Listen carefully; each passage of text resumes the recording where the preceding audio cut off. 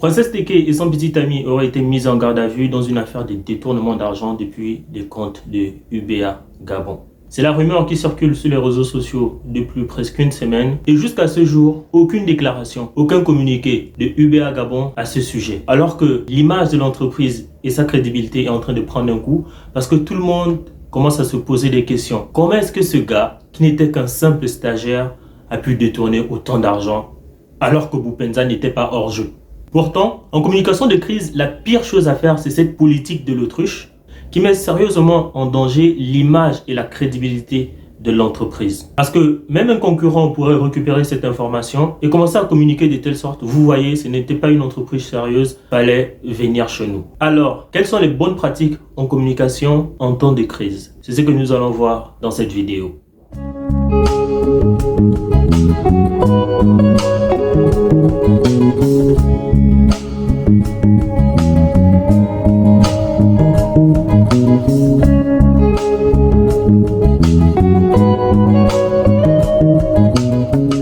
Bonjour, je suis Alfred Rony, entrepreneur, consultant en stratégie de vente, communication et marketing. Sur cette chaîne, je fais des vidéos où je donne des conseils pratiques que vous pouvez appliquer directement dans votre business pour améliorer votre chiffre d'affaires et l'image de votre entreprise. Donc abonnez-vous déjà pour ne plus manquer aucune vidéo et partagez autour de vous. Alors, dans la communication de crise, la première chose à faire, c'est de se préparer.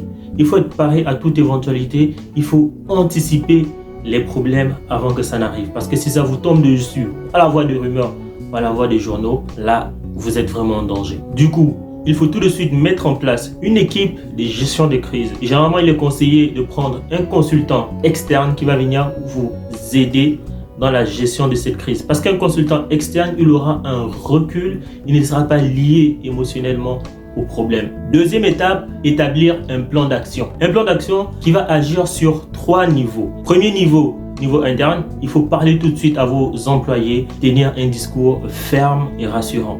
Deuxième niveau, ce que j'appelle le niveau alentour, c'est-à-dire il faut parler à ses banquiers, à ses actionnaires, à ses associés, les rassurer, les dire que nous avons pris les choses en main, nous maîtrisons le problème, ne vous inquiétez pas. Et troisième niveau, c'est au niveau de vos clients et du grand public.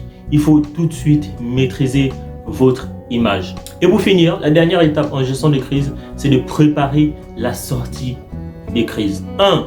Soit vous allez nier totalement les faits. 2. Soit vous allez minimiser le problème et dire que non, finalement, c'était qu'un petit souci, ne vous inquiétez pas. 3. Cherchez un bouc émissaire, mais attention, cette stratégie peut se retourner contre vous si le bouc émissaire devient le martyr. Donc, vous pouvez mettre le problème sur le dos d'un événement, d'une entreprise concurrente ou d'une personne tierce. Et le dernier cas de figure, c'est ce que je conseille le plus aux entreprises, c'est de transformer chaque crise en opportunité. Et effectivement, UBA Gabon peut transformer cette crise en opportunité en rassurant ses clients, en communiquant avec des éléments de langage qui veut dire ne vous inquiétez pas, quand vous nous confiez votre argent, il est entre de bonnes mains, nous en prenons soin et personne ne pourra le détourner. Voilà, ça va être tout pour cette vidéo. Si cette vidéo t'a aidé, partage avec un proche, partage avec un ami. Ça peut aider le business de quelqu'un. Ciao, à la prochaine vidéo.